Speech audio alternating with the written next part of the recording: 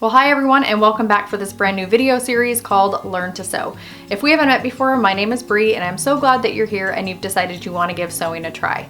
So here with this series, you can expect to find all of the basics that you need to know to get you started sewing. So how to thread your sewing machine, the sewing essentials that you're going to need to get started, and all of the other basic things like sewing a hem, how to make a ruffle, how to insert a zipper, and everything from start to finish to get you started on your journey. So I hope you guys find these lessons helpful. But for today, we're going to get started with the very basic of threading a sewing machine. So we'll cover how to thread the top part of the machine, how to wind a bobbin, how to insert the bobbin, and how to pull up your bobbin thread so you can get started sewing. So if at any point you're feeling lost or intimidated, you can also refer to your sewing machine manual. Whether 20 pages, 2 pages, or a single sheet, most instruction books will show you exactly how to thread your particular sewing machine. I know if you're a visual learner like I am, then watching somebody do it can be more helpful. But just know that you have your instruction book as a backup.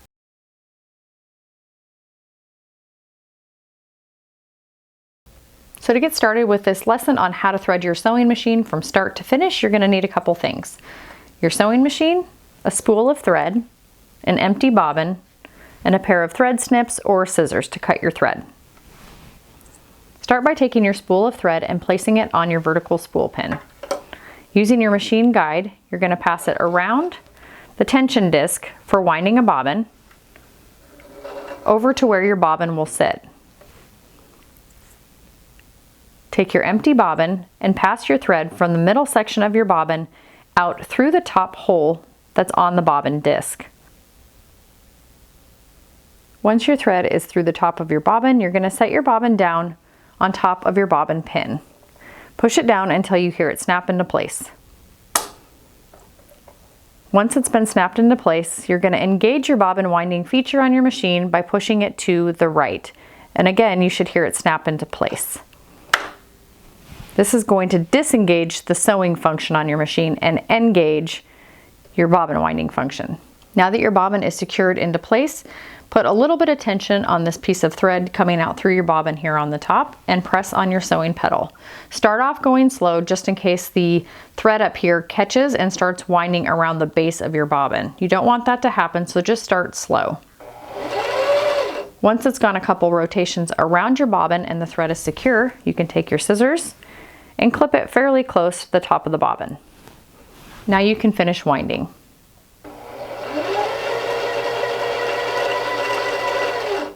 Once you have enough thread on your bobbin for your project, take your scissors or thread snips and cut your thread. Disengage the bobbin winding function by pushing it back to the left.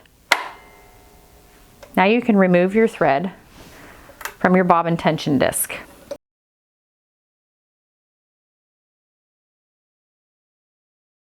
So you'll notice the top of this sewing machine, there is a horizontal spool pin here and a vertical spool pin here.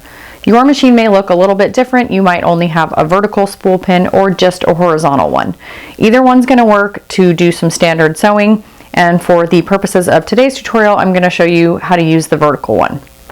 We'll talk later on in another lesson about why your machine might come equipped with two, like this machine does here.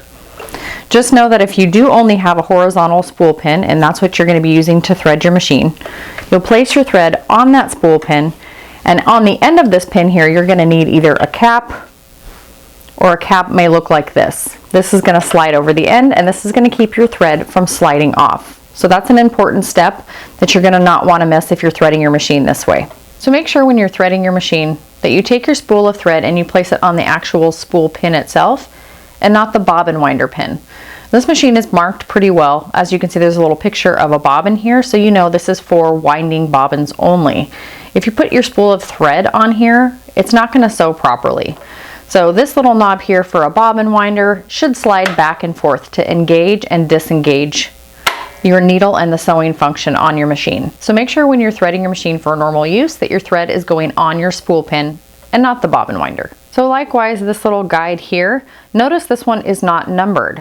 So when you're threading your machine, you're not going to be passing your thread through here at all. This guide is used for the bobbin winder function only. So just follow the number guide on your machine when threading it for basic sewing. Again, staying away from the bobbin pin and the bobbin winder. This usually is a little metal piece sitting on top of the machine. Sometimes it's in the middle and sometimes you'll find it in the back. But either way, this one's not numbered, so you're gonna know that you're not using this to thread your machine. So now take your spool of thread and set it on your vertical spool pin. Most machines, especially home sewing machines today, have a number guide and will show you how to thread the machine. So this machine here, the number 1 is right here. So it's telling you to pass your thread through this little guide. You don't have to take the thread like this and like you're threading a needle through there. It'll have an opening on one side, usually the farthest side from you, to snap your thread in. And you'll hear it click. We're gonna go around this little metal lever here, following that number 2 and the arrows. Now let's take a look at the front of the machine. So here you'll see a number 3, so you're going to continue to pass your thread down this direction.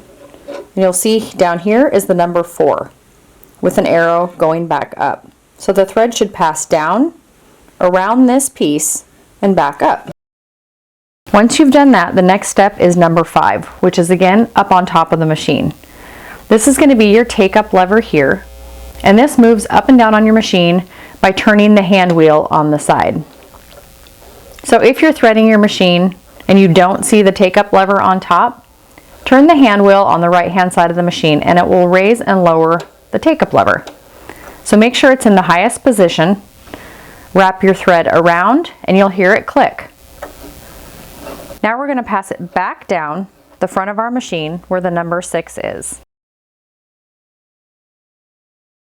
So on the front of this machine here, there's this little piece of metal right here. The thread is going to need to go back and behind it to keep the thread tension even. So your machine might look a little bit different. It might have a guide over here on the side. It might be in front like mine, but usually there's going to be some place to lock the thread in on the front. Now that we've done that, there's also another little piece of metal back here, right on top of the needle. This is pretty standard for most home sewing machines. So you'll take your thread and hook it in there as well. So the thread is coming from the top of your machine, coming down and underneath, and it's going to stay and hug close to the needle here. Now that we've finished all the steps, you're going to cut your thread so you have a nice crisp end on your thread to thread through your needle. So just like all home sewing machines, they can be set up a little bit different.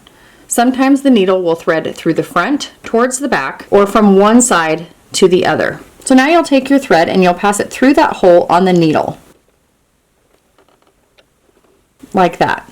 Once you have your thread through the needle, it's going to go through a slit that's on the presser foot of your machine. So from the front to the back. You should see a nice clean line of thread passing from the top of your machine, down the needle shaft, through the hole in the needle, and through the foot towards the back.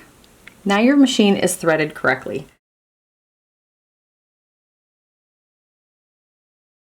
So now we're going to go ahead and insert our wound bobbin into our machine.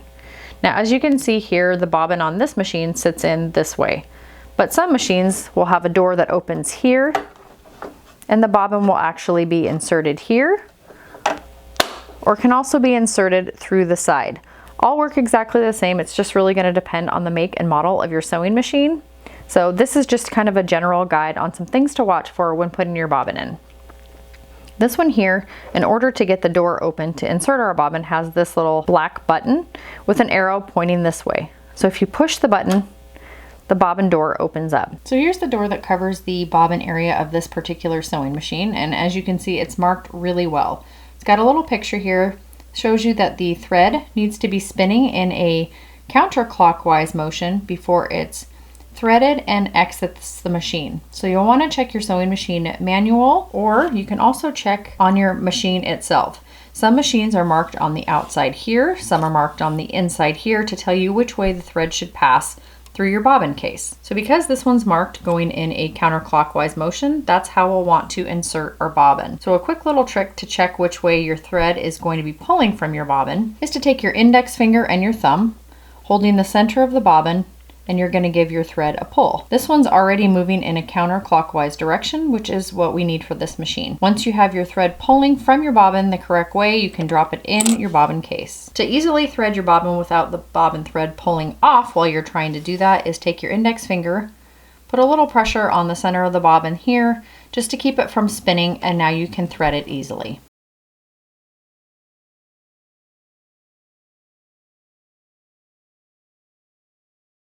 So now you should be able to pull your thread and your bobbin should move but be secured into place. Then take your little door, if it's a top loading bobbin like this one, and you're going to snap it back into place. Once it's in place, you should hear it click.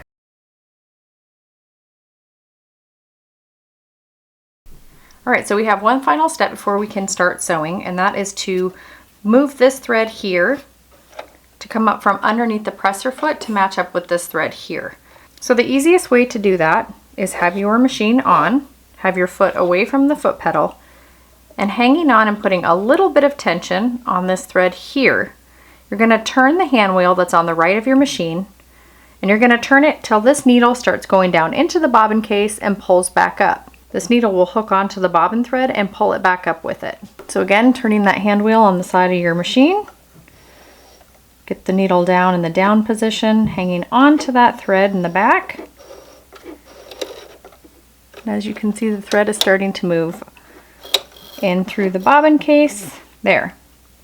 So now you'll want to take either, I usually just use a pair of scissors or a pencil or something like that, and kind of swipe it underneath that presser foot, hooking that thread, and there we go. Now we've just pulled our bobbin thread up, and it's coming up through the exact same spot back here as our top thread. So now, with both threads towards the back of your machine, you're ready to sew. So this concludes lesson 1 in the Learn to Sew series, where I demonstrated from start to finish how to thread your sewing machine. So we went over how to thread the top part of the machine, how to wind your bobbin, how to insert the bobbin into the bobbin case, and how to pull up your thread so you can start your sewing project. I hope you guys found this tutorial helpful, and I will see you in next week's lesson. Bye guys.